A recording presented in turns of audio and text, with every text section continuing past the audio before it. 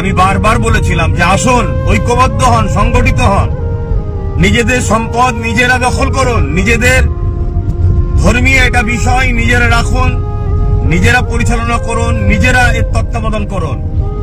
কিন্তু অনেকে তোমাকে গালিগালাজ করেছিলেন, অনেক সমালোচনা করেছিলেন, অনেক কিছু বলেছিলেন। বড় দুঃখ তো এটাই, যখন তাপ লাগে তখন তো লড়ে বসতে মন যায় আপনাদের। ফোন করে অনেকে সমালোচনা করতেন।